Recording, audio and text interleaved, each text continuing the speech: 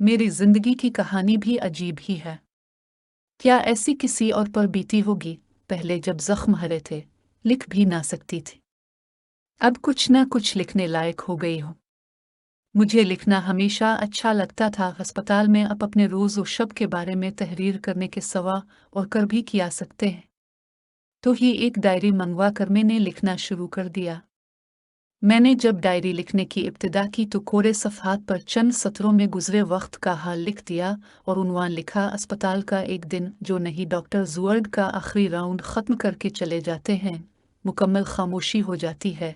तब मैं छत से आती मध्यम रोशनी में कलम और डायरी उठाकर पलंग के सरहाने टेक लगाकर लिखना शुरू कर देती हूँ।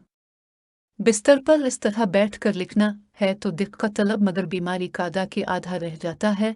जब मरीजों के लवाहिकीन और चाहने वाले वालेहाना अंदाज से आते हैं, इस वक्त मेरी जलती हुई आंखें दरवाजे पर जिम जाती हैं कि शायद मेरा जीवन साथी मुझसे मिलने आ जाए, जिसका भी दावा था कि वो मेरे बगैर जीने का तसव्वुर भी नहीं कर सकता। मगर जब बारे दिन आए, उसने मेरी बीमारी से डर कर मुझे भला ही दिया। हाँ, एक मेरी माँ अपने नहीफ जिस्म को खींचते हुए मिलने आ जाती हैं। इनसे ही दो चार बातें हो जाती हैं, वरना मैं खामोश लेटी रहती हूँ और सेहतयाब होने वाले मरीजों के रिश्तेदारों की बातें सुनती रहती हूँ। मुझे याद है जब मैंने मैट्रिक पास किया और हंसती मुस्कराती जवानी की हुदूद में कदम रखा। इस जमाने में मेरी रंगत सफ़ेद गुलाबी और आंखें शरबती हुआ करती थीं, जिनकी सहेलियाँ तशबीह सोचा करती थीं। इस खुशियों और बेफिक्री से भरपूर दौर में मुझे किसी की नज़र लग गई और अचानक किसी बीमारी का हमला हुआ जो शुरू में बिल्कुल मामूली नौयत का था मगर बाद में किस मुश्किल से गुजरी लिख ना पाऊंगी। बात तो ज़रा सी लगी थी कि मेरी एक उंगली पर छोटा सा दाना निकला था जो मामूली नौयत का था, मगर ये रफ्ता रफ्ता ज़ख्म बनकर मुझे दिनों तकलीफ पहुंचाता रहा। मैंने आम दाना समझकर उस पर कोई तवज्जो न दी कि आखिर ये ज़ख्म खुद ब खुद भर गया। इसी दौरान मामू जान अपने इकलौते बेटे के लिए मेरा रिश्ता मानने आ गए और वालिदैन ने शौकत के लिए हाँ कह दी। इन दिनों मेरे दिल में अछूते जज्बात थे। मैंने घरेलू कामों में दिलचस्पी लेनी शुरू कर दी। खानादारी सीखी कि अपनी आइंदा जिंदगी को कामयाब और शानदार बनाने के ख्वाब देख रही थी। अपने सपनों के महल सजा रही थी। इस वक्त रात का 1 बज रहा है। वार्ड में सभी मरीज सो चुके हैं, लेकिन मैं इस वक्त अपनी जख्मी उंगलियों से बावक्त तमाम अपनी जिंदगी की कहानी लिख रही हूँ। शायद इस तरह मेरे डाके का मुदावा हो जाए कि जिसका इलाज किसी के पास नहीं है। मुझे आज फिजा में हद से ज्यादा बेचैनी घुली महसूस हो रही है। मेरे आसपास इस वक्त कोई शय खुश आइंद और पुरकशिश नहीं है, सिर्फ उन फूलों के सवा जो मुझे एक मायूस मर्जा समझकर कोई तोहफतन दे गया। मुझे वो दिन शिद्दत से याद आ रहे हैं जब मेरी शादी की तैयारियों में घर भर मसरूफ नजर आना था और छोटा भाई जुदाई के ख्याल से अफसुर्दा होकर मुझसे बार बार लिपट जाता था तो मैं उसको गिले से लगाकर रो पड़ती थी। वो दिन पर लगाकर उड़ गए, लेकिन आज भी मेरे कानों में कभी कभी शहनाई की आवाज़ और सुहाग के गीत गूंजते हैं। हम सफ़र के हमरा बीच के खुशबूदार फूलों के साय में मैंने एक दिलनशी सफ़र के ख्वाब सजाए थे। मुझे अपना वो छोटा सा खूबसूरत घर याद आता है, जिसकी दीवारों पर फूलों से लदी बेलें आराम करती थीं। मेरे जीवन साथी शौकत को मेरे हाथ के पकवान पसंद थे। वो हर वक्त सबके सामने मेरी तारीफ़ें करते रहते थे। परहेज़गार मामू भी मेरे मशरक़ी अतवार से बहुत खुश थे। हमारा घर तो सचमुच जन्नत नज़ीर था, लेकिन तकदीर के नाद ने बहुत जल्द मेरी खुशियों को डस लिया और ये जहर आहिस्ता आहिस्ता मेरी ज़िंदगी में सरायत करने लगा। शादी के बाद मैंने सोचा भी न था कि मेरे जिस्म के अंदर कोई बीमारी जुड़े मजबूत कर रही है। इस दौरान मुझ पर रास बीमारी का कोई हमला भी नहीं हुआ था। मेरे दाएं हाथ पर सिर्फ एक देरीना जख्म का निशान था, जिसको मैंने अपने मुस्कुराते दिनों में कभी गौर से नहीं देखा था, लेकिन अब फिर से मेरी सफ़ेद मखरूती उंगलियों के जोड़ों पर जख्म बने गए और आखिर ये जख्म घर या जिम्मेदारियों में मुखिल होने लगे। इन जख्मों की वजह से मैं अपने शौहर को वक्त पर खाना न दे सकती थी। कभी उनके कपड़े धोकर इस्त्री करने में ताख़ीर हो जाती। वो मेरी बीमारी के मुतालिक जानते थे, लेकिन अपनी कारोबारी मसरूफियात की वजह से डॉक्टर के पास नहीं ले जा सकते थे। मैं भी इसरार नहीं करती थी, अलबत्ता खुद इलाज कराती रही। छप छप कर पैरों फ़कीरों के पास जाती, सोचती कि कहीं ऐसा ना हो मेरे हाथों के ये ज़ख्म दिल के ज़ख्म बन जाएं। वक्त गुजरता गया, लेकिन ज़ख्म ना भरे। इनको देखकर मामू जान मसलहत ज़बान से कुछ न कहते, लेकिन उनकी निगाहों से टपकती कराहत मेरी रूह को जख्मी कर देती थी। ये वही मामू जान थे जो मेरे खानों की बेहद तारीफ करते थे, अब नक्स निकाल कर उठ जाते थे। उन्हीं दिनों मुझ पर बीमारी का फिर हमला हुआ। शुरू में मामूली नोयत थी, मगर अंजाम का शौकत भी मुझसे दूर नहीं लगे। उनकी चाहत का रंग फीका पड़ने लगा। वो ख्वाब जो मैंने जिंदगी के दिलनशी सफ़र के बारे में सजाए थे, बिखरने लगे। घर का माहौल घुटन आमेज होता जाता था। दीवारों से लिपटी फूलों की बेलें बरहना हो चुकी थी। धूप उतर आई थी कि उन पर खिज़ां छा रही थी। इसके बाद के दिनों में मायूसी दर आने लगी। यूं मालूम होता कि मेरी दुआएं बेअसर होती जाती हैं, मगर कबूलियत के दर खिलने की मैं मुंतज़िर थी। इस घुटन ज़दा माहौल में भी गुजरा कर लेती, लेकिन शौकत जैसे नफासत पसंद शौहर को ज़ख्मी उंगलियों वाली औरत के साथ ज़िंदगी गुजारना पसंद न था। मेरे ख्याल में एक औरत तो अपनी खुशियाँ कुर्बान करके माजूर शख्स के साथ रह सकती है, लेकिन एक मर्द बीमार और इंग्लिश फिगार बीवी की वफा के बदले अपने ऐशो आराम को कुर्बान नहीं कर सकता। अब ये होने लगा कि मैं अगर उनकी किसी चीज़ को छू लेती तो वो आंख बचाकर उसे कबाड़ खाने में फेंक आते, और मैं खामोशी से इस तहक़ीर को सहने पर मजबूर थी। मैं तन्हाई में रू रू कर खुदा से दुआ मां लगती, अल्लाह मेरे हाथों के ज़ख्मों को ठीक कर दे ताकि मेरी इस दिवाजी ज़िंदगी तबाह होने से बच जाए, मगर ये दुआ खुदा की बारगाह में बारियाब ना हो सकी। आखिरकार शौकत ने मेरी बीमारी को लाइलाज समझकर पहले किनारा किया और फिर तलाक दे दी। मैं मजबूर हूँ बेबस इसी दहलीज पर लूट आई जहाँ से मेरी डोली निकली थी। जिन्होंने जन्म दिया था उन्होंने फिर से गिले लगा लिया। माँ ने मुझे ऐसे अपनी बाहों में भर लिया जैसे मैं नन्ही बच्ची हूँ। वालिद साहब ने भी सर पर हाथ रखकर कहा था, बेटी जब तक जिंदा हूँ तुझको मलाल करने की ज़रूरत नहीं। अबू ने मुझको लख्त जिगर जाना शौकत की तरह अमर बैल नहीं समझा। हालांकि वो भी मीर हाफिज था और अबू भी, लेकिन शौहर और बाप की मोहब्बत में फ़र्क होता है। माँ बाप औलाद के लिए माल विज़र तो किया, जान भी कुर्बान कर देते हैं। इलाज के लिए अबू मुझे लेकर नगर नगर घूमते रहे। पीर फ़कीर, वैद, तबीब, सन्यासी, डॉक्टर हकीम, गरज किसके पास लेकर नहीं गए। कुछ अरसा किसी दवा से अफाका हुआ भी तो हफ्ता बाद बीमारी फिर से ऊद कर आई। कई बार प्राइवेट डॉक्टरों के क्लिनिक में भी ज़ेर इलाज रही। अफाका आर्जी होता, फिर से सूखे ज़ख्म हरे हो जाते थे। आखिरकार वक्त ने मुझे सिविल अस्पताल पहुंचा दिया। यहाँ के डॉक्टर काबिल थे। वो मेरी बीमारी से मायूस नहीं थे, वो मुझे लाइलाज नहीं कहते थे।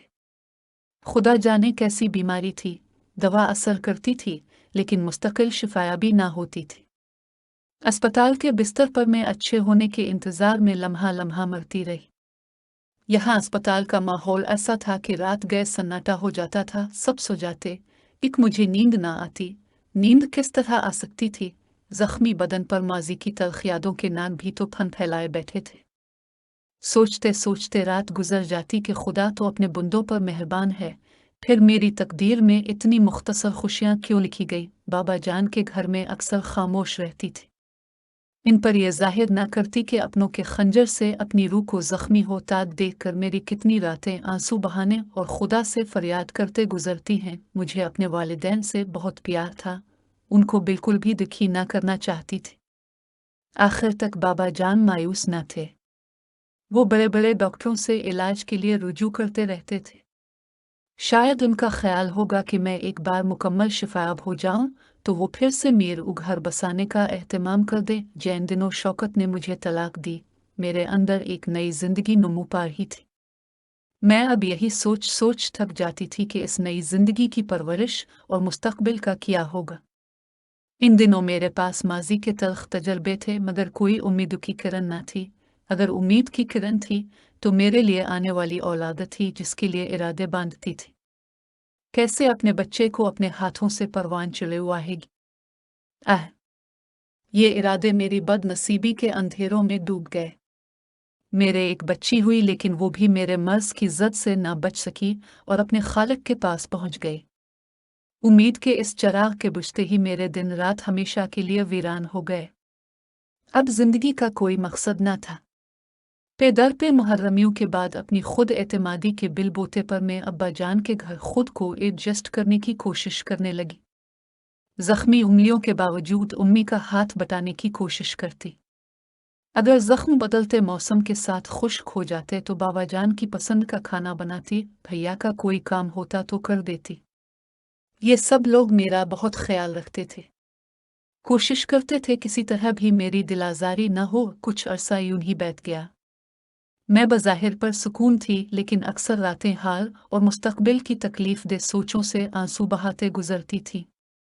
मेरी सेहत याबी के लिए उम्मी जान गुज़ाफ का विर्द करती रहती थी, मगर मर्ज बढ़ता गया जूं जूं दुआ की। मेरी बीमारी बढ़ती जाती थी। जख्मों ने हाथों के बाद कफ्पा में भी जगह बना ली। वो चाल जिसको कभी सहेलियां हरनी की कलांच कहती थी, अब कदम फूंक फूंक कर भी जमीन पर रखती तो भी तकलीफ होती, हर कदम पर टिमकती। मेरा रंग बीमारी के धुएं से सियाह होता जा रहा था और सुनहरे बाल जड़ छोड़ते जाते थे। आंखें अंदर को धंस गई थीं। अरसे बाद कोई मुझ देख कर पहचान ही ना पाता था कि मैं वही गुलनाज हूँ। माँ बाप के ज़ेर साया इस गुलशन शफ़क़त में जैसे तैसे ख़ज़ां का झोंका बनकर गुजारा हो रहा था। दिल और जिस्म ज़रूर जलते रहते थे, लेकिन बाबा जान और उम्मी जान की मोहब्बत ठंडी छाँव ने मुझे खाकिस्तर होने से बचाए रखा। भाई की शादी हो गई, तब इस खातून की निगाहों ने मुझे शिद्दत से एहसास दिलाया कि मेरी उंगलियों के ज़ख्म से उनको किस कदर कराहत आती है। भाभी के तकराना जुमले मेरी रूह को आबलादार बनाते जाते थे। उनके आने से पहले भी मेरी ज़िंदगी अगरचे बेमकसद थी, मगर मैंने अपनी ज़िंदगी माँ बाप और घर यलो मसरूफियात के लिए वक्फ कर दी थी। यह सिर्फ मेरी क़ुव्वत इरादी और वालिदैन की मोहब्बत का करिश्मा था जिसने मुझे इस हाल में भी ताकत बख्शी हुई थी। अब घर में एक ही फ़र्द ऐसा था जिसकी छठी निगाहें मुझे जीने नहीं देती थी, और ये भाभी थी जो मेरे हाथों ही से नहीं, मेरे तमाम वजूद से कराहत महसूस करती थी। वो मेरे पास बैठने से, मुझसे कलाम तक करने से डरती थी। मैं जिस शय को छू लेती, वो इससे दूर भाग जाती। ये दिन बहुत कठिन थे। मैं अपने वालिदैन के घर में भी अछूत हो गई थी। बाबा जान की तबीयत खराब रहने लगी है। मैं अपनी बीमारी के बावजूद उनकी खिदमत करती। बिलाखिर बाबा जान का सायबान भी जाता रहा। उनकी वफ़ात के बाद तो मुझे लगा जैसे दोपहर की तपती धूप में नंगे पांव निकल आई हूँ। बाबा जान की वफ़ात के बाद उम्मी की बजाय भाभी की घर पर हुक्मरानी हो गई। हालात की हिद्दत बढ़ने लगी। घरेलू कामकाज से मीर अवास्ताहा मुकम्मल तौर पर ख़त्म कर दिया गया। अब मुझे अपने कमरे से बाहर आने का हुक्म न था। आज भी मुझे वो पते दिन, जलती रात याद है जब मैं तन्हा अपने कमरे में महदूद कर दी गई थी और मुलाजिम मुझे दूर से खाना दे दिया करते थे। उम्मी जान भी छप छप कर मेरे कमरे में आती थी, क्योंकि दुल्हन भाभी का ख्याल था कि उम्मी जान की वजह से मेरी बीमारी के जरासीम घर के दूसरे अफराद में मुंतकिल हो जाएंगे। रफ्ता रफ्ता बीमारी इस नहज पर पहुंची कि असाब जवाब दे गए। जिस्म के उज़लात सुकड़ने लगे। इस तन्हाई और अंधेरे वक्त रूह के तमाम ज़ख्म भी रिसने लगे। भाभी को मीर अज़ ख़म ज़ख्म वजूद अब घर में बोझ नज़र आने लगा, क्योंकि सबको यकीन था ये ज़ख्म अब जिस्म पर भी उभरेंगे। यूं मुझे अस्पताल पहुंचा दिया गया। एक डॉक्टर साहब ने आस दिलाई कि इस बीमारी से शिफा होगी, वो ज़रूर इलाज करेंगे। यहाँ का माहौल घर के माहौल से मुख्तलिफ था। यहाँ मरीज़ उनके रिश्तेदार मेरे ज़ख्मों को हिकारत की नज़र से नहीं देखते थे। वो मुझसे हमदर्दी करते थे और मेरी नामुराद जवानी पर अफसोस करते थे।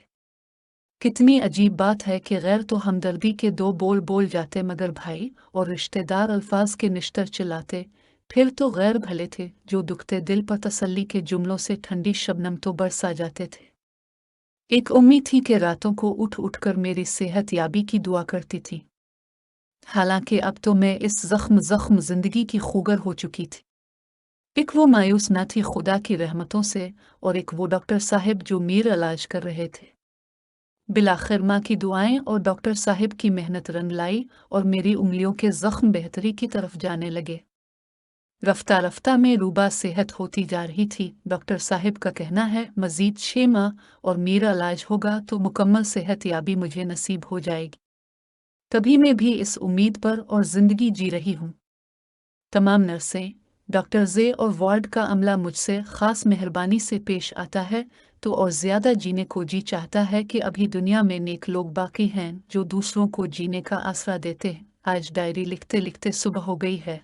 अमला बिस्तरों की चादरें वगैरह बदलने को आने वाला है। वार्ड बॉय मेज़ पर पड़े गुलदान से फूल निकालेगा और उनकी जगह ताज़ा फूलों का गुलदस्ता सजा। ये यहाँ का मामूल है। मरीज आते हैं और चले जाते हैं। मैं मगर 6 माह और यहाँ रहूंगी। वो दिन जरूर आएगा जब मैं भी सेहतयाब होकर अपने घर चली जाऊंगी, मगर मैं भूल रही हूँ मेरा घर है कहाँ। माँ ने अलबत्ता वादा किया है कि वो किराए का मकान ले लेगी और ताहियात मेरे पास रहेंगी। भले से किराए का घर होगा लेकिन वहाँ मुझे कोई हकारत से तो ना देखेगा।